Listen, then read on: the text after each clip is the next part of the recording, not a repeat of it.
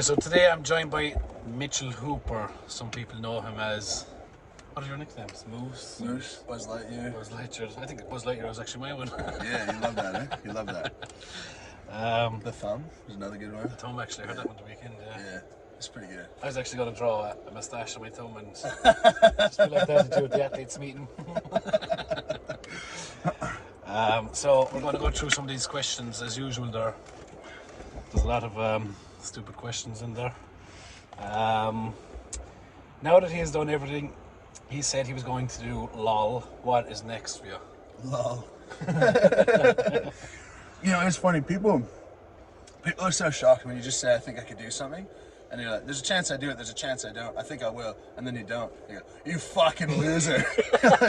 Okay, I'm not the world record holder. So I have Shaw Classic next weekend. I have Canada's Strongest Man 2 weeks after that. Arnold's UK 3 weeks after that. And then one other in October that I've been told not to talk about, that they can assume for themselves. Oh, nice one. I wonder what that would be. Let's see. Why does he look like Mr. Incredible? It's not a bad thing to be called. Yeah, that's pretty good. That started really early in my strongman, and it started really high as Mr. Incredible, and then it's worked its way down to the Thumb and to Buzz Lightyear, which Buzz Lightyear was okay. I think before the movie came out and he was kissing men, and I'm like, well, fuck, there goes my live action role. Don't knock it till you try it. Not now. What does Loz's beard smell like? I don't know. I've never smelled it. Yeah, I've never smelled it either. Haven't got that close to it. What title do you think holds the most prestigious in strongman? It would have to be World's Strongest Man, wouldn't it? Yeah, you know, World's Strongest Man's an obvious answer for the guys from the UK. But the guys in North America, it's more often than not Arnold's. Really? Yeah, which I think give it a couple of years and it's going to start to become Rogue, because that's now the most prestigious in terms of prize money. But to the lay person, it has to be Worlds. For example, like coming second at Giants twice now is probably more impressive than winning Canada's Strongest Man. Definitely. But when you talk to the lay person and you say, I'm the strongest man in Canada, it makes way more sense. Sponsors as well. Yeah, it makes way more sense just like right away than saying like explaining the whole professional tour. Yeah. So yeah, probably World's Strongest Man to the masses. But I have a bit in me that Arnold would be really cool. Although I don't think, I'm reevaluating whether I'd ever do it with how many guys get hurt in it. That's due to the heaviness of it, I think, as well, though, do you know? Yeah. Let's see. To the both of you, what event are you not so good at but love training?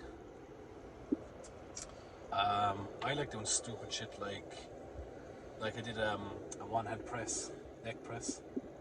A one-hand neck press. So it's like in the squat position like this, right? And you pop it up and you catch it with one hand in the middle. Oh, yeah. So I did that with like 120 kilos, which is 275 pounds.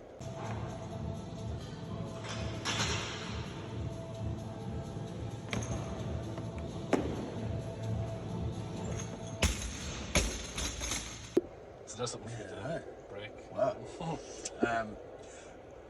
I don't know. I've had really bad events in the past. Like I was reflecting, and I did 150 log for 8 yesterday, or a couple of days ago, and my max 15 months ago was 140. So I've loved training the log, and it's come along. Same thing with the dumbbell. That was bad, and then I did 120 for a triple last week, 2 weeks ago. So your 1 rep max was 140. How long ago? 6 months ago? No, about 14 months ago. 14 months ago. Yeah. And now it's like your fucking 10 or 12 rep max. Yeah. What should you change that? I don't Just know. get stronger, really. It's diet, sleep, hydration. Joe as well has probably been around the likes of the strongest men in the world. I find helps massively through training. You know, like if you see your 1 rep max is 140, and like Novikov or fucking Luke Stoltman hitting 180 for fucking 6-7 reps. You're like, okay, well that's where I need to be. You're constantly watching them, and I think that changes your mindset as well of where you need to be. Yeah, and it just has to, right? It just has to. Like we were just doing sandbags, which I'm sure will be in the video as well, and before we weighed the last sandbag, I was thinking, all right, this is a little bit heavy. And we weigh it, and it's like the second heaviest at Shaw's. And then even that, you change your mentality. Okay, I have to treat this as though it's not that heavy. Yeah, exactly. Gotta go for it. And I think that's why we see the standard in strongman raising and raising. You know, Eddie Hall beat the world deadlift record by like 37 kilos in one day. Yeah. So we're obviously still very much in the discovery phase of what's possible. And I think mentally we're limiting ourselves more than we are physically at the moment. Do you know, it's a shame because neither Eddie or Thor really know what their true potential was. They only chased the number. For Eddie it was 500 and for Thor it was 501. We never actually got to see what they were capable of. It's a shame, really. Yeah. What do you reckon Thor could have pulled that day? That day, possibly 520, but like if you put them head to head against each other, knowing what each of them could do, I think it would go as far as 550. 550? I think so, yeah. Jesus Christ. They both breezed into their training was easy and their lift was easy. Yeah. Now I know that's the way it should be, but like there was no struggle in any of them ever. Yeah. There was no hitching, there was no fucking nothing. So I'd like to see them where they struggle in training, where they train really. No, that's not to say they both obviously killed themselves in training, but to the point where they weren't chasing number but their true potential. Like they were both in number chasing. Yeah. They weren't chasing their true potential, what they could actually fucking max out on. Well, and that's my point, really. I think everyone just chases the number. Yeah. And that's, your perspective is always what that number is. Yeah. And, you know, it's a... That's it's just a shame, really. If you're in a strongman gym, everyone gets way stronger because you look over, you see you, and you're like fucking ripping the dumbbell at 110, and you're like, oh, I'm at 80. Obviously, that's not that good. Yeah. That's what I do as well. I just like to keep an eye on the top guys like Strongmans and Novikov and, you know, and just see where their training's at, and that's where I need to be. And it's really easy. When you see it, like, there's no choice but to believe it's possible, right? Yeah. Just, Like the... do you know what a lot of it is as well? Is blindly believing yourself. Like, have you ever seen that story where, like, the mother has lifted a car off of her child? Yeah. And that's just due to being blindly, I need to lift this right fucking now. Yeah. As opposed to, oh, I don't know if I can lift this. Which a lot of people I find walk into for it. A good example would be, I think, Graham Hicks. Graham Hicks doesn't know that he is... I actually think he could genuinely push for the 505, but he just doesn't believe it himself. Yeah, well, he did. That was really odd. People were asking me about if I thought he could before the comp, and I said physically maybe, but no one's ever going to do it if they don't back themselves on it, if they don't talk about it. Yeah, and it's a shame really, because if he believed he'd do it, he has the tools to do it. I think. Yeah. You know? And he was, because he doubled 440. 440, yeah. Pretty good as well. Yeah. And he was speaking as though I hope 1,000 pounds is there on the day. That's what I mean. His mindset was completely wrong, because like if you look at Thor's pre-training to his 501, he'd hit 440 for 3. You know, Graham Hicks possibly, if his coach said you need to hit 440 for 3 today, and if he went, okay, I blindly believe I can hit 440 for 3 today, he would have hit 440 for 3 because his 2 reps were good, decent. Although I think we both were in the same position, correct me if I'm wrong, that neither of us have had injuries like he's had. You've been pretty good as well, right? Yeah, I've been fairly lucky so far. So then I think once you have that happen a couple of times, you realize how fallible you are. Yeah. And it knocks you down a peg. And we'll both get there. But it's not, and I don't think a psychologist wouldn't work through and figure it out and make you stop believing yourself again, you know? Yeah, maybe. Like, look, it's the one thing that the Saltmans put their everything they've won down to recently is their psychologists. Is that right? Making them blindly believe that they're fucking capable of winning these titles. And if you look at Tom at last year's World's Strongest Man, he was just so cool, calm, and collected during the events. He was like, I'm going to win it. Yeah. That's the end of the story. And he fucking won it. Yeah. Even though halfway through it, you were thinking, oh God, Tom is under pressure. But he won it by like 11, 12 points. Yeah. He wasn't. How much do you drink the night before the deadlift championships? I had about 5. Not much. Look, the attitude with it, and I've said it before, is that my nervous system will go 0 to 100 really quickly in any situation. And for me, competing, that allows me to be super chill up until 2 seconds before the event, because it'll just switch on.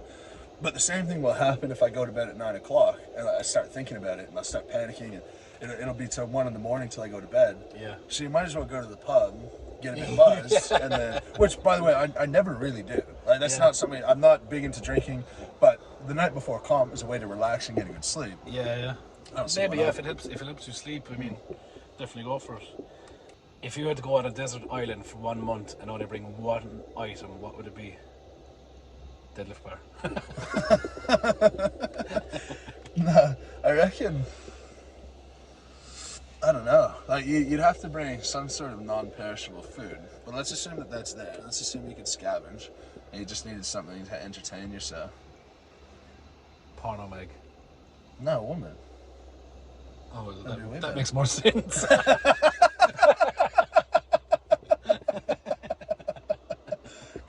Me and my shitty porno mag, and fucking Cindy Crawford over with you. Do you want to swap?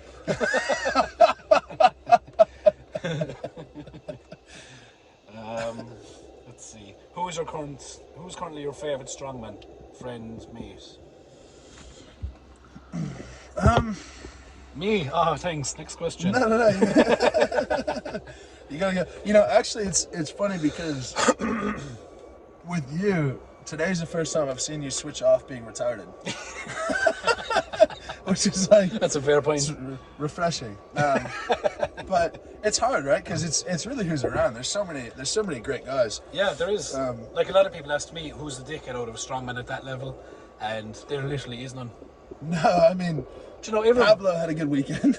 Pablo behaved well. Yeah, he's nice. I was talking for a minute, yeah. It's always everyone who has this question. Just the fact is, everyone at the top is awesome. Yeah. Everyone one step below, or not everyone. A chunk of guys one step below. Yeah. It's those guys. Yeah, it's all that's always my answer. Yeah. It's always the pro strongmen who are going to World's Strongest Man, and that I couldn't pick out a dickhead. Now I know they go through like some kind of bitchiness phase, but like they're there to win a title, you know, they're under pressure, so there's a little bit of bitchiness, but that's a given.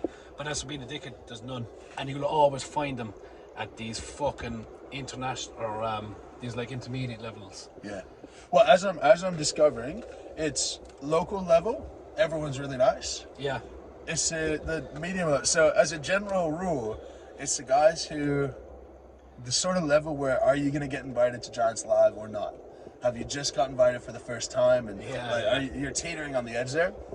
It's always those guys. I had one guy from Australia who told me what a twat I look like for not pulling the truck well enough, which I still came 7th in it, I think, World's Strongest Man finals. But then he complained that he didn't get invited to Royal Albert Hall when Eddie Williams did. It was fantastic. And this cunt came third in a local comp like a month before.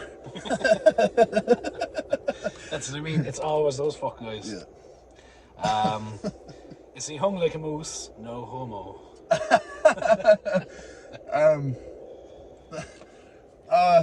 If my missa had the choice to grow it or shrink it, she'd shrink it. We'll say that much. That's a good answer. Is he personal record in bopping baloney? Is that like a Canadian thing now? Bopping baloney? Yeah. I thought it was a Canadian thing now. No, I have no idea. Okay, next question. What's one tip now you would give to your younger self when you started training? Fuck, it's gone pretty well, eh? You're new to it, so Yeah. Probably the thing I'd say to myself is, like, when I first started training, I never thought I was good enough or strong enough to be at World's Strongest Man, whereas I am, so I should have believed that. Yeah.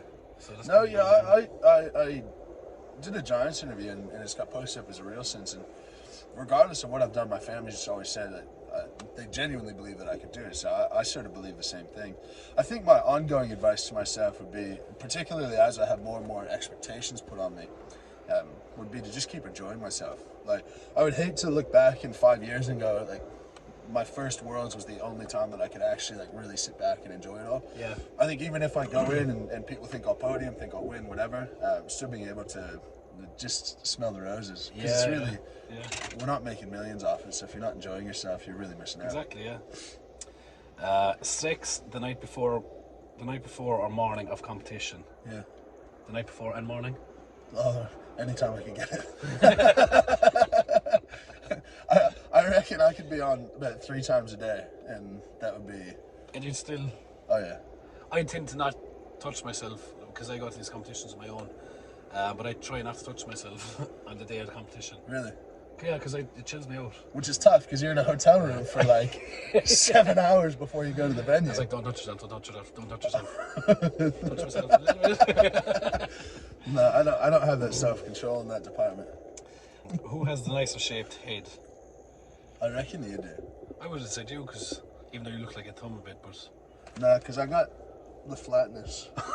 Jesus Christ. I never noticed Yeah, that. it's really flat. And you got some badness. I got kind of roundness at the back a bit. Although there's a ridge in the middle. There is a little bit, yeah.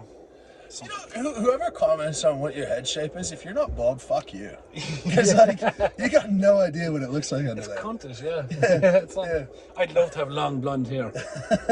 And I don't. I did at one stage. Yeah? Yeah. Long blonde hair? Yeah, before I shaved my head. It was like down to my shoulders. It was nice. I'm going to have to get you to send that picture. I'm Yeah, I will. try to attach it here.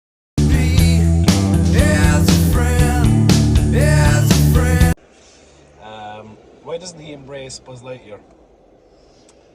What do you mean embrace it? The last World's Strongest Man posts that they posted about me, I commented a bee, a light, and a calendar. So I will embrace it, that's fine. But what do you want me to do? You know, Like go around with a Buzz Lightyear suit on.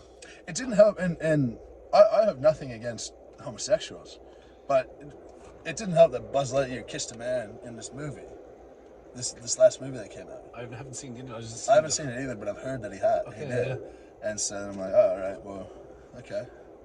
I'm not going to associate with that because that's not me. Just the same as Just because you're not gay, yeah? just the same as I wouldn't want Rob Kearney to misrepresent himself as straight. You know, Oh, yeah, I know what you mean, you yeah. do your thing, but Yeah. no, I mean that's fine.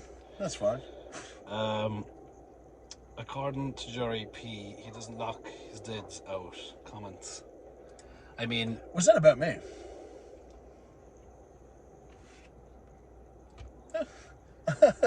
Look, here's the deal. I don't know. Let's assume it is. Okay. You got the fucking down signal, so First of all, if it is, I'm flattered. Like anytime there's someone of a certain status who's commenting on it or subtweeting about you, I actually don't take offense to it. I think that you're on their mind like that. But you know, he's got a point to an extent, but it's not our job, right? Like when you're working that hard, you keep working till you get the down signal and then you're done. And the last centimeter of the lift is a formality. Yeah. Right? Like it's not like you get it to 99% locked out and the last 1% there's no way you'd have it. Yeah. So I don't know. I was a bit disappointed in the comment, to be honest. yeah, And it's too bad. and then Big Z comments underneath it. There should be 3 referees to a log press and to a deadlift. And I'm sorry, Big Z, but you never had 3 referees fucking reffing your fucking log presses. It's something to take up with. But you It's know, not like- something to take up on social media. It's not. No, definitely not. No, it's not. Yeah. If you want the sport to move ahead, you shouldn't be. I don't think you should be drawing lines in the sand like that between federations or Yeah. between rule sets or just. I mean, I assume Jerry's got Colin's number. He's got probably Dave Warder's number. Probably Maggie's Absolutely, number. Just give him a ring. And have it out with them rather than kind of hanging your laundry out to dry on Facebook and Instagram and that. Yeah. But like, If it was about me, I gave him a compliment after. but like, if that bar just barely comes over your knee and you get the down signal, you're gonna put the fucking thing down. Yeah, of course. Of So it's course. not your fault. And to be honest, to the front it looked locked out. You were hyperextended backwards, so it was locked out. There was something about soft knees and fucking and shoulders, but this is not powerlifting. This is strongman. Yeah, I don't know. So- I'm just learning that might have been about me. in which case, I don't know. I guess I'll work on my lockout. But that's the point. This isn't powerlifting. Yeah, and it can't be, right? That's the reason I stopped powerlifting, is because Yeah. it's so stringent. Yeah. Oh my god. I actually think it'd be just as good to set a mark on your thigh and say the bar has to touch that mark, and then you're good. Regardless of what it looks like. Yeah. I know what you mean. Yeah. I don't know. I didn't see an issue with your lockout. I thought it was a fantastic lift. Anyway. Um, The side judge gave the down call as well, though. yeah, Dave gives it and Maggie gave it. So Well, what are you meant to do? there's not much you can do after that. What you want to do, like say to Dave and And Maggie after, I'm sorry, don't give me that lift because my knees weren't locked. Or Yeah. Which, by the way, I've actually done that before. I broke the Static Monsters world record, and there was a live stream from the side that showed that the log was drifting forward as I got the down call. And they were having a bit of a conniption about it, like, oh, what do we do? And I said, like, don't worry about it, just take it down. It's not that big of a deal. yeah. I've done it before. So I'm going to pull up either. So Dick or Jeep is basically, I'm going to pull up a picture of a Dick or a Jeep, and I'm going to look at it, and you have to judge by my reaction what I'm looking at. Okay. Okay? Alright. Dick. Jeep. Ah! And that's basically what Dick or Jeep is. Okay. So, that is enough talking shite, I think. Thank you for coming on. Yeah, you're welcome. You're welcome. Thank you for having me. Goodbye, all, and stop bitching on fucking Instagram and stuff.